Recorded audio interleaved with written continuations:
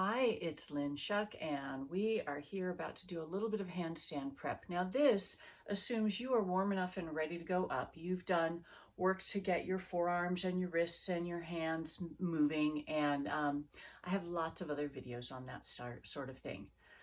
But this is right before you're gonna go up. This is a particular handstand prep. It starts in lifted table.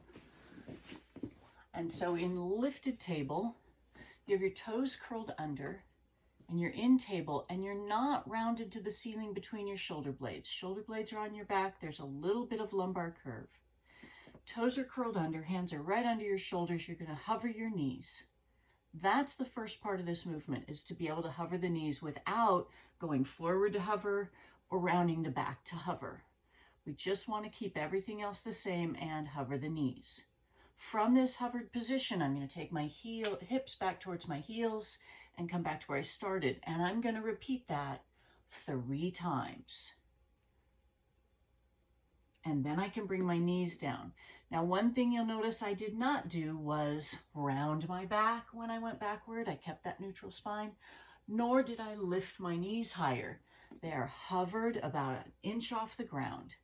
Once I've done my 3, I'm going to place my hands close to the wall. Now, you should be aware I haven't been doing handstands for a few years because of a frozen shoulder and then a chronic illness, and so I'm not going to go all the way up. But what's important when you do go up is you go to a downward dog, and it is, you're going to kick up. You're going to use momentum. So the movements are to step 1 foot forward and then kick up, but it happens all at once. Step and kick, and you could try the other side. Step and kick.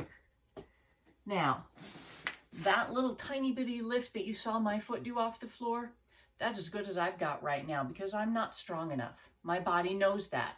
So I wouldn't have someone help me up there when I can't even kick myself up. If you're kicking up and you're higher, but you're thudding to the ground, not a lot of control yet, keep working on all the other elements of your handstand.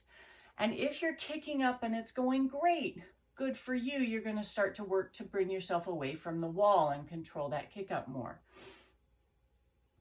One last thing, once you've kicked up and tried and landed, kicked up and tried and landed, don't keep doing that. Every time you land, you're kind of jarring your skeleton out of alignment, and you're going to lose some of that strength that will get you up. So you come back and you do lifted table, back to the heels. Oh, my knees lifted on that one. Back to the heels, and back to the heels. And then you try again after you've done that.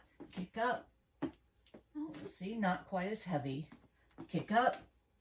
Still not going any higher, but my landing was better, which means I was already changing my attempt. Doesn't matter if you ever get up there. Doesn't make you a good person if you can do it and a bad person if you can't. It's simply a skill, and we get there or we don't. The work toward it, that is what's important. So if you want to work towards some handstands, work in that little lifted table movement and see what happens. Go.